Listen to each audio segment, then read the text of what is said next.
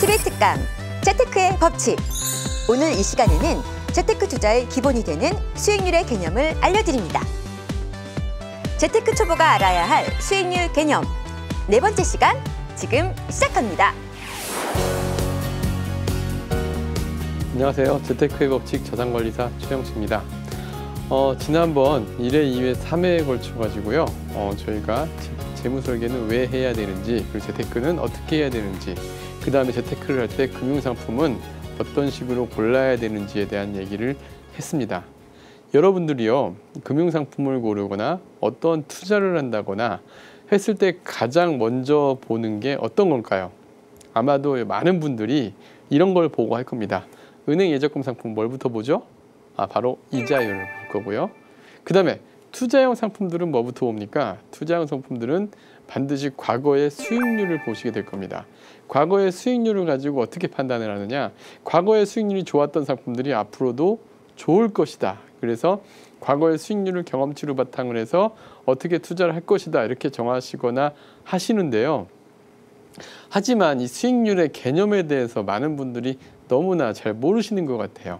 그리고 이 수익률의 개념을 안다 한다면은 제가 장담하는데, 여러분들이 만약에 어떤 투자를 한다거나 이렇게 했을 때 투자 수익률의 개념을 조금만 이해를 하고 이 원칙을 넣었을 때 하나의 손실의 위험을 좀 방지하는 차원에서도 반드시 필요한 게 바로 이 수익률의 개념입니다. 그래서 오늘은 무엇보다도 기초적인 지식으로서 수익률에 대한 개념 정리를 좀 여러분들에게 해드릴까 합니다.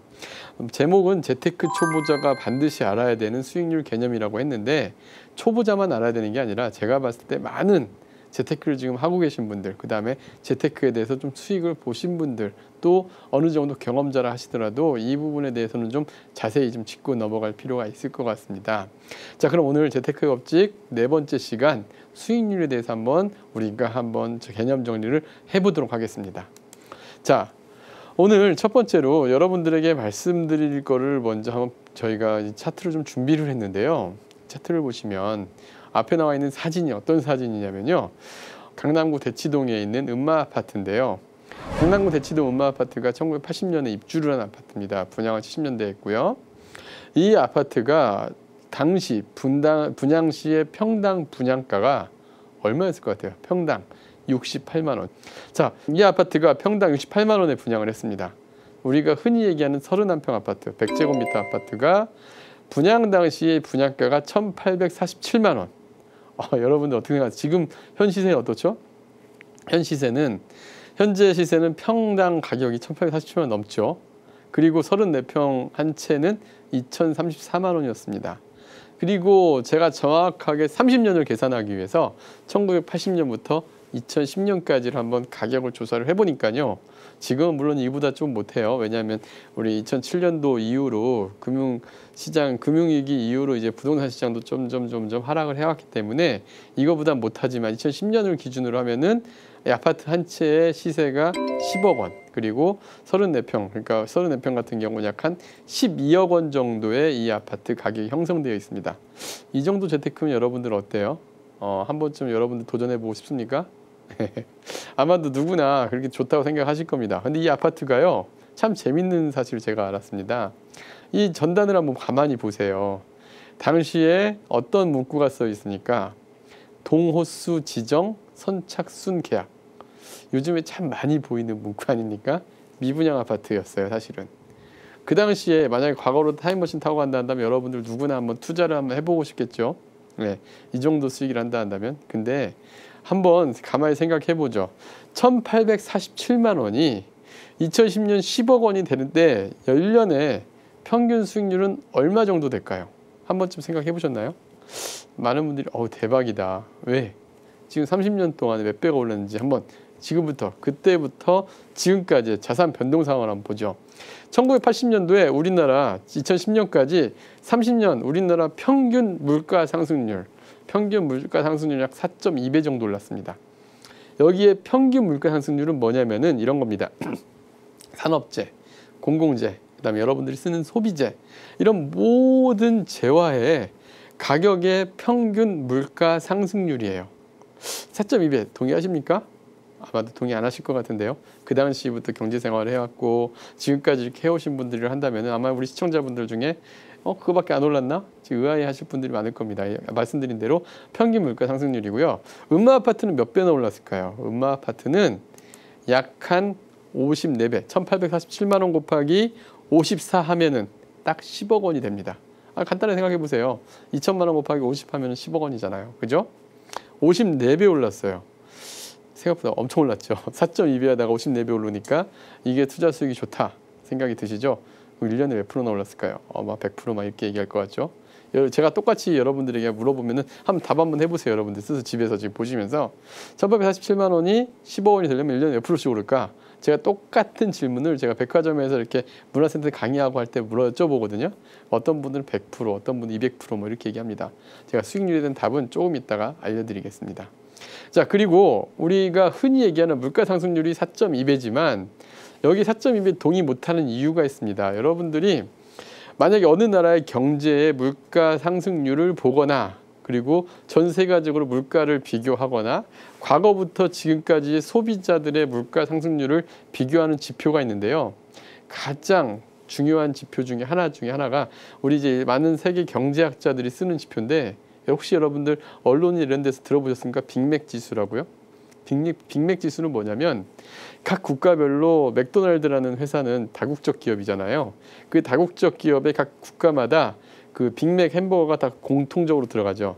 이 빅맥 햄버거의 가격을 비교하면서 그 나라의 물가 수준을 알 수 있는 지표인데 이 국가마다 비교도 가능하지만 미국 같은 경우는 과거부터 지금까지의 빅맥 지수를 통해서 그 나라의 물가 상승률을 좀 알아보기도 합니다. 소비자, 즉 먹을 거 가지고 얘기하죠. 근데 우리나라는 빅맥으로 얘기를 하면 맞을까요? 안 맞아요. 우리나라는 어땠죠? 1980년도에 사실 빅맥이라는 음식은 제 기억에도 저도 되게 어렸었거든요. 제 기억에도 상당히 고급 음식이었어요. 지금은 어때요? 누구나 사 먹는 서민 음식이 됐죠. 이런 격이 안 맞잖아요. 근데 그때부터 지금까지도 계속 서민 음식 지위를 누리고 있는 먹을 게 뭐가 있을까요? 아마 여러분들 머릿속에도 짜장면 바로 떠오를 겁니다. 짜장면 가격이 1980년에 350원이었는데 지금 4,000원 정도. 아마 그때부터 지금까지 있는 과자들 중에 몇 가지 과자들 있잖아요. 새우 나오는 그 과자. 그 과자도 한 이 정도 올랐습니다. 11배 정도 실제로 올랐는데 11배가 올랐다.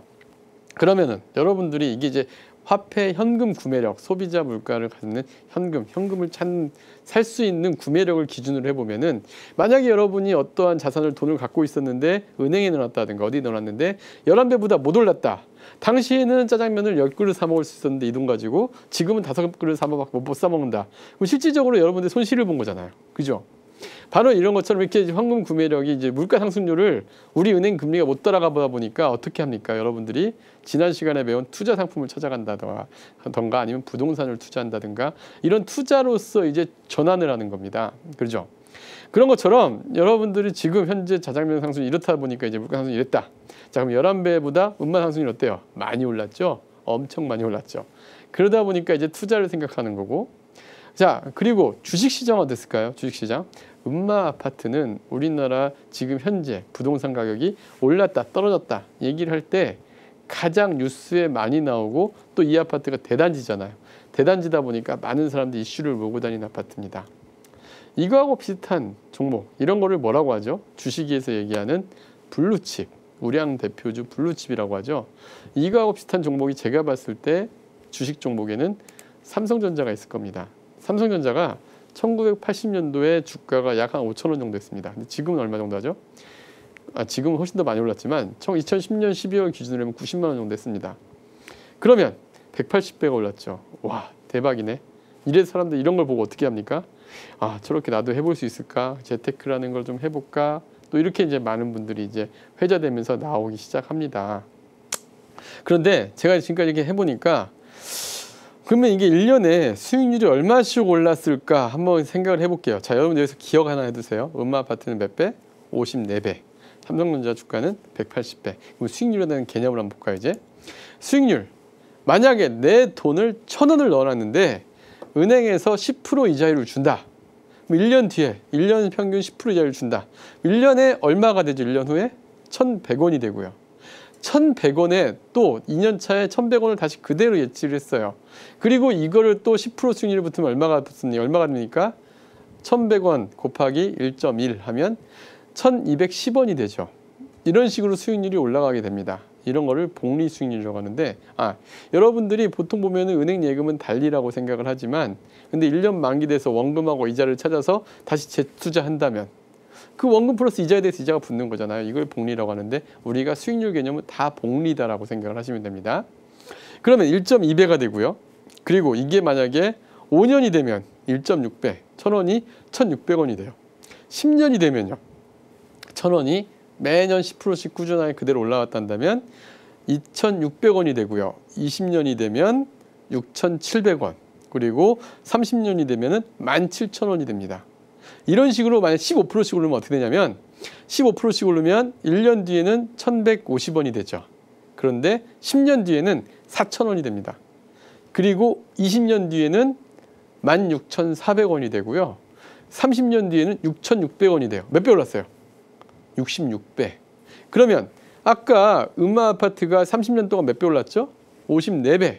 음마아파트의 수익률은 15%보다 높다 낮다?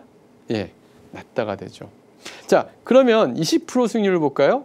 20%씩 이렇게와 동일하게 계산을 해보면 20%씩 10년이 계속 20%씩 오르게 되면 6.2배, 6,200원이 되고요. 그 다음에 20년이 오르면 38,300원, 38.3배가 되고요. 30년이 되면 237,000원이 됩니다. 그러면 237배가 올랐죠. 그러면 삼성전자의 주가 상승률이 아까 180배라고 그랬는데 20%보다 높다 낮다? 연평균 수익률이 20%보다 낮다. 그러면 평균 수익률이 어떻게 계산이 되냐면, 이렇게 계산해 보면은 음마아파트의 연평균 수익률은 14.14%. 그 다음에 삼성전자의 연평균 수익률은 18.28%. 어때요? 여러분 생각하는 수익률보다 높나요, 낮나요? 낮죠.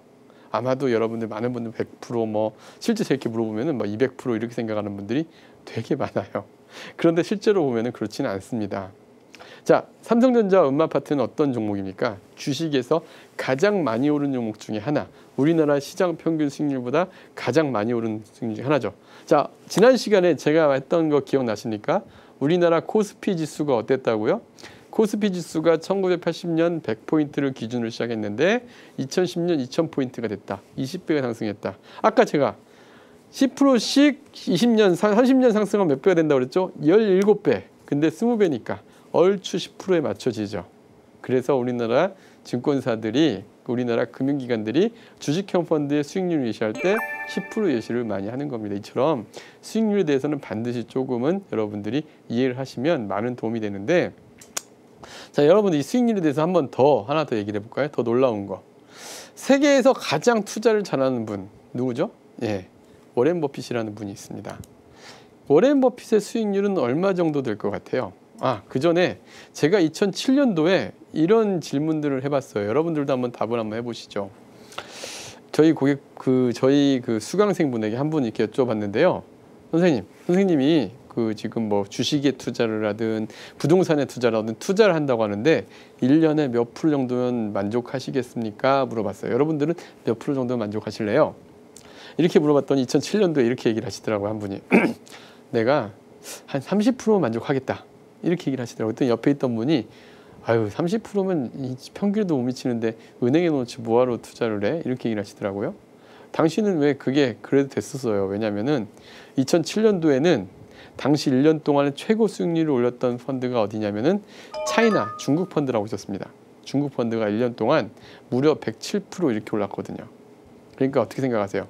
우리나라 주식시장에 넣더라도 30%씩 나왔거든요. 그러니까 이런 얘기들을 하신 겁니다. 그런데 이 투자 수익률에는 정확하게 지켜지는 게 하나 있어요. 어떤 게 있냐면은 하이 리스크 하이 리턴, 로우 리스크 로우 리턴. 투자의 참 진리 같은 얘기인데 많은 분들이 착각을 하시죠.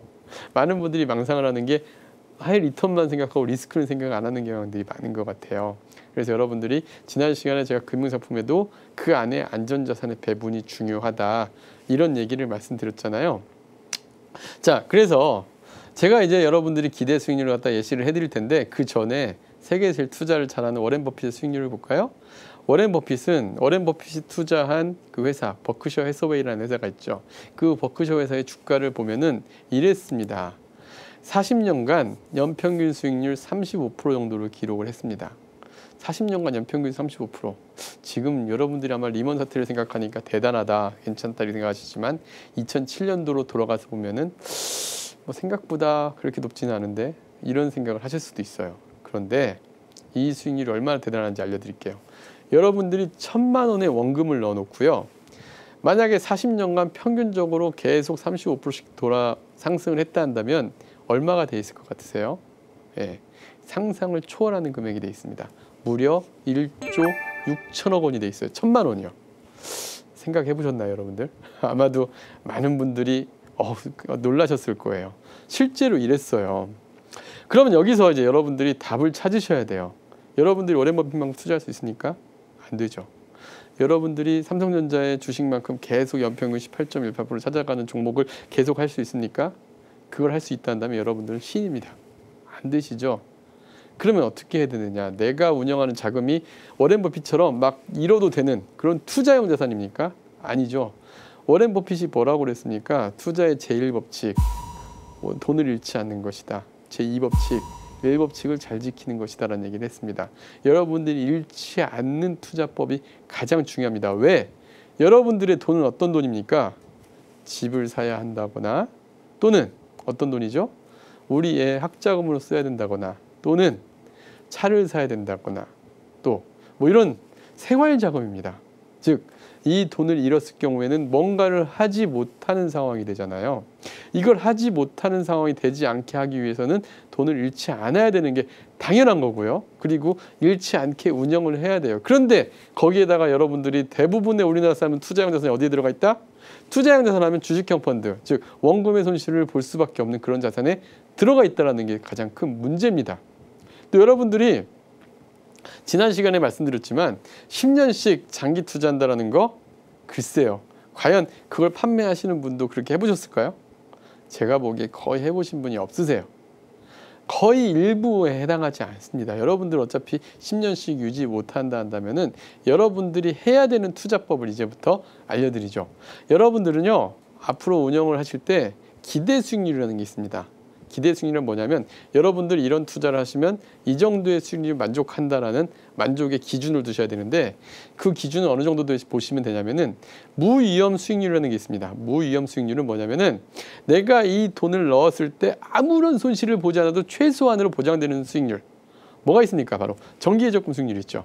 정기예적금 수익률은 5천만 원 한도 내에서는 원금 플러스 이자에 대해서 모두 보전을 해주잖아요. 그죠? 그럼 무위험 수익률이 약 한 뭐 2%다, 3%다 하면 여기에 기대 수익률을 플러스 2, 3% 정도 한다면은 지가 아무리 손실을 보더라도 지난 시간에 말씀드렸지만 채권의 70% 이상 들어있고 주식이 30% 이내로 들어가 있다면 최대의 손실을 보기 마이너스 5에서 7% 정도.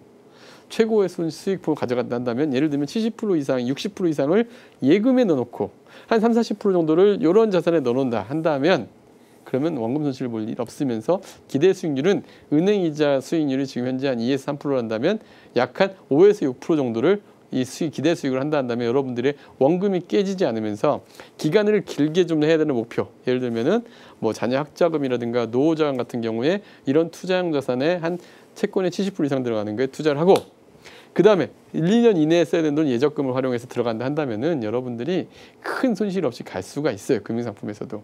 그런데 제가 오늘 수익률 얘기를 하는 건 사실은 금융상품도 있지만 부동산 때문에 더욱 수익률 얘기를 좀 하고 있습니다. 왜? 제가 지금 한 사례를 또 한 분의 사례를 보여드릴 텐데요. 이분은요. 2008년도에 저희 그 고객분이신데 저에게 상담을 요청하셨을 때 이런 상담을 요청하셨습니다. 2008년도에 인천의 송도에 가면은 국제 신도시가 있죠. 송도 국제 신도시에 32평 아파트를 당시에 5억 6천에 매입을 하면 어떨까라는 의향을 저한테 밝히셨어요. 어떤 목적이냐? 거주용 절대 아닙니다. 서울에 계신 분이었기 때문에 거주용이 절대 아니셨고 투자용으로 생각을 했었어요. 당시 이런 경우를 많이 하잖아요. 여러분들 보통 제가 참 답답한 게 부동산 투자를 할 때 어떻게 투자하세요? 여기에 지하철역이 들어온다더라. 향후 여기에 인구가 늘어날 것 같다더라. 뭐 이러한 이유만 가지고 투자에 나서곤 합니다. 근데 한 번만 이런 생각을 하면 어떨까요?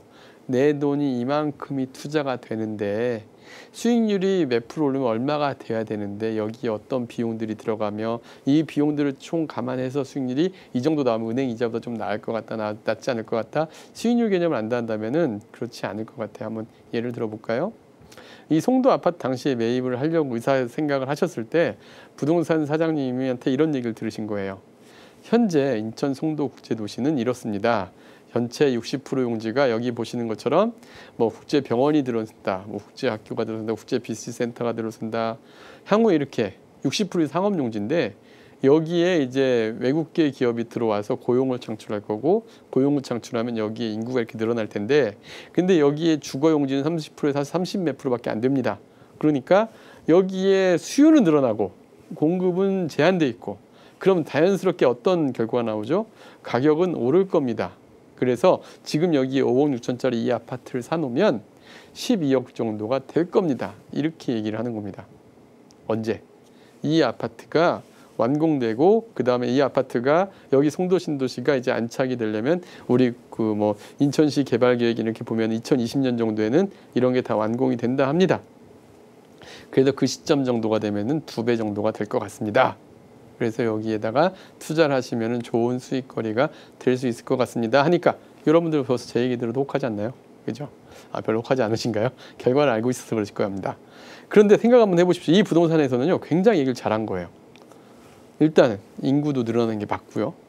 현재 이 계획사항에 보면은 정확하게 들어쓰는 게 계획사항에 다 들어와 있고 실제 빌딩들이 막 올라가고 있고 뭐 틀린 얘기는 없었어요. 그런데 여기에 수익률 개념을 한번 적용을 해보죠. 제가 이분은 사실은 투자를 안 하게 된 케이스인데요.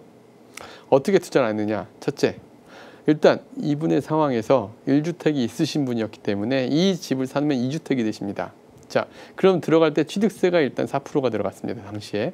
그러면 5억 6천짜리 집을 사면 취득세 포함, 그 다음에 뭐 한 지금 4년 정도 된 집이니까 뭐 인테리어 같은 거 뭐 하면은 한 6억 정도 들어가는 건 쉽게 들어갑니다. 실제 그때 5억 9천 얼마가 들어가더라고요. 그럼 6억이 들어갔다.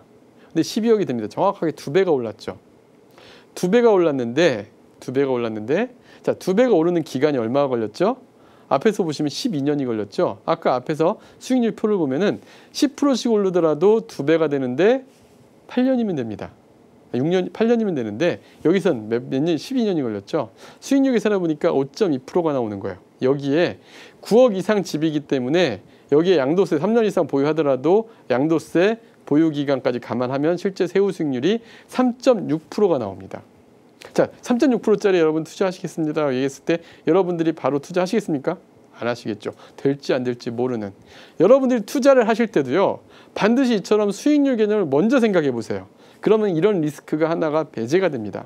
여러분들이 앞으로 투자를 하심에 있어가지고 수익률 개념을 이해를 하신다면 무리한 투자를 아마도 덜 하시게 될 겁니다. 무리한 투자를 안 하신다면 그만큼 손실의 위험도 없어지게 되겠죠.